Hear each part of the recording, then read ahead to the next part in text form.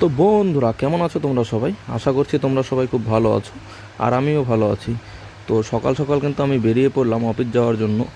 আর রাস্তার দুপাশের এই সৌন্দর্য ভিউ দেখতে দেখতে আমি কিন্তু চলে এসেছিলাম প্রায় কর্ণজোড়ার কাছাকাছি।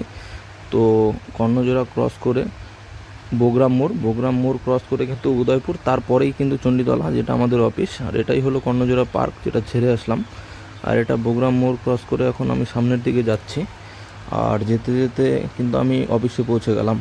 দেখো, আর অফিসে পৌঁছে দেখি ভাই সবাই এখানে শটিং করছে, পার্সেল ছেটাছেটি আছে। তো প্রথমে আমি কিন্তু এখানে একটা অ্যাটেন্ডেন্স দিয়ে নিলাম, তারপরে দেখি এখানে পার্সেলের পুরোই ছড়াছড়ি। তো তাই আর ফটাফট দেরি না করে আমি শটিং করে নিলাম সবগুলো পার্সেল।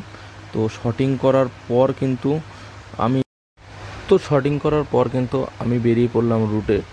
আর আমার কাছে আজকে পার্সেল আছে 66টা পার্সেল নিয়ে কিন্তু আমি বেরিয়ে পড়েছি। আর দেখছো, আর গ্রামের রাস্তা আর রাস্তার সৌন্দর্যটা একবার দেখো। আর তো রাস্তাঘাট দেখতে দেখতে কিন্তু আমি গন্তব্যের দিকে আগাচ্ছিলাম। আর আমার কাজ শুরু হবে হলো 10 মাইল বসিয়ান থেকে। তো বসিয়ানের যে পার্সেলগুলো আছে সেগুলোকে দিয়ে তারপরে আমি মোহিনীগঞ্জ হয়ে বলাইগাঁওয়ে ঢুকবো।